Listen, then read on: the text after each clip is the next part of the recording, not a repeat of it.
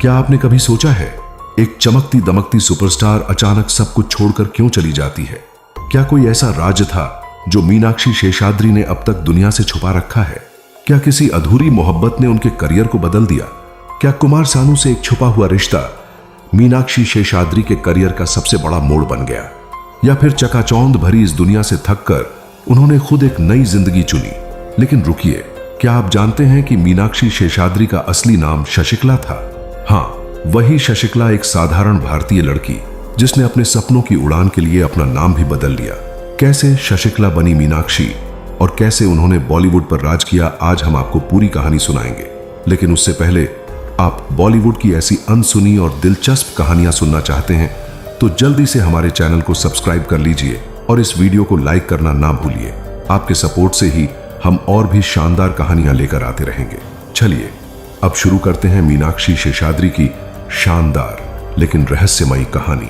बॉलीवुड में कई अभिनेत्रियां आईं और गईं, लेकिन कुछ चेहरे सिर्फ अपनी सुंदरता से नहीं, अपनी कला से अमर हो जाते हैं।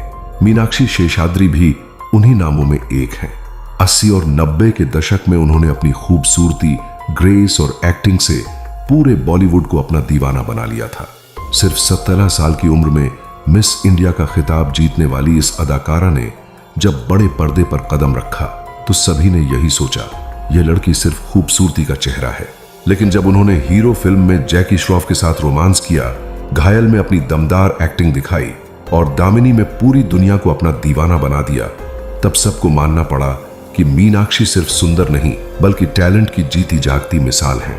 लेकिन जब उनका करियर अपने पीक पर था, जब हर डायरेक्टर उनके साथ काम करना चाहता था, तभी उन्होंने अचानक बॉलीवुड को अलविदा कह दिया। आखिर ऐसा क्या हुआ? क्या उन्हें फिल्म इंडस्ट्री से कोई शिकायत थी या ये उनका निजी फैसला था? आज मीनाक्षी कहाँ है? उनकी जिंदगी अब कैसी है?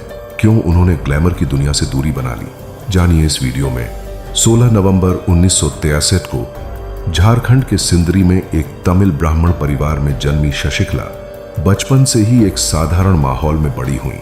उनके पिता सिंदरी की फर्टिलाइजर फैक्ट्री में काम करते थे। उनकी मां भरतनाट्यम में पारंगत थीं और उन्होंने मीनाक्षी और उनकी बहन निम्मी को भी डांस सिखाना शुरू कर दिया था। पढ़ाई के साथ साथ मीनाक्षी स्कूल की डांस प्रतियोगिताओं में भी हिस्सा लिया करती थीं। उनकी खूबसूरती इतनी खास थी कि सहेलियां अक्सर कहती, तुम्हें मॉडलिंग में ट्राई करना चाहिए। शुरुआत में वह इसे मजाक समझती रहीं, लेकिन किस्मत ने कुछ और तय कर रखा था। 12वीं के बाद छुट्टियों में एक अखबार में ब्यूटी कॉन्टेस्ट का विज्ञापन देखा। सोचा क्यों न कोशिश की जाए। अपनी एप्लीकेशन भेजी और वही कोशिश उनकी किस्मत बदल गई। मीनाक्षी ने वह ब्यूटी कॉन्टेस्ट जीत लिया। फिर उन्हें मिस इंडिया प्रतियोगिता में हिस्सा लेने का मौका मिला। 1981 में मात्र 17 साल की उम्र में उन्होंने मिस इंडिया का ताज जीत लिया। रातों रात सिंदरी की एक साधारण लड़की पूरे देश में खास बन गई। इसके बाद उन्हें जापान के टोक्यो शहर में मिस इंटरनेशनल ब्यूटी कॉन्टेस्ट में भारत का प्रतिनिधित्व करने का मौका भी मिला। हालांकि वहां कोई खिताब नहीं जीत पाई, लेकिन वापसी के बाद उनके लिए मॉडलिंग और फिल्मों के दरवाजे खुलने लगे। मुंबई में अपनी बहन निम्मी के साथ रहते हुए मीनाक्षी के पास कई मॉडलिंग ऑफर आने लगे।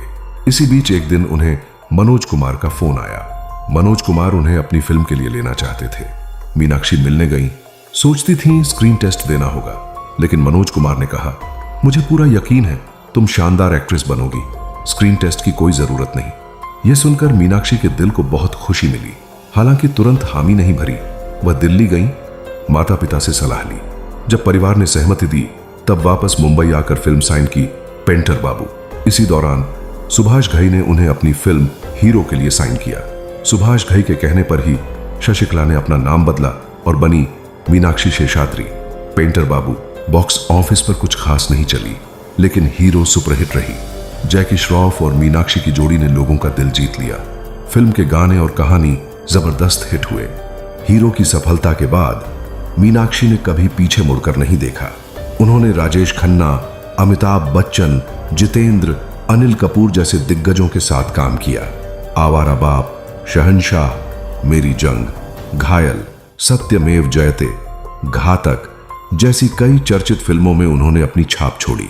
1986 की फिल्म स्वाति में मीनाक्षी की परफॉर्मेंस ने साबित कर दिया कि वह सिर्फ खूबसूरत नहीं बल्कि एक बेहतरीन एक्ट्रेस भी हैं। घायल में सनी देओल के साथ उनकी केमिस्ट्री शानदार रही। जुर्म और सत्यमेव जयते में भी उनके काम को खूब सराहा गया। वह तेलुगु और तमिल फिल्मों में भी नजर आईं। चिरंजीवी के साथ आज का गुंडा राज हिट रही। हालांकि उनकी तमिल फिल्म ड्यूट फ्लॉप साबित हुई, लेकिन करियर के शिखर पर पहुंचने के बावजूद मीनाक्षी ने अचानक बॉलीवुड से दूरी बना ली। इसी दौरान उनके और सिंगर कुमार सानू के अफेयर की चर्चाएं भी खूब हुईं। जुर्म फिल्म के सेट पर दोनों की नजदीकियां बढ़ी। कुमार सानू पहले से शादीशुदा थे और इस रिश्ते की खबर से उनका घर टूटने की नौबत आ गई थी। हालांकि बाद में दोनों के रास्ते अलग हो गए। 1997 में मीनाक्षी ने अमेरिका के टेक्सास में रहने वाले इन्वेस्टमेंट बैंकर हरीश मैसूर से शादी कर ली और फिर हमेशा के लिए बॉलीवुड और भारत को अलविदा कह दिया। आज मीनाक्षी अपने पति और 2 बच्चों, बेटी केंद्रा और बेटा जोश के साथ अमेरिका के प्लानो शहर में रहती हैं।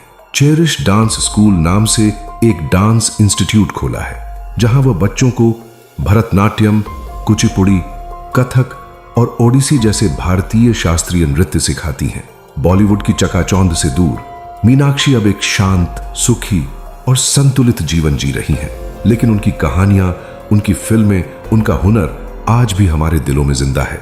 तो दोस्तों, यह थी मीनाक्षी शेषाद्री की कहानी।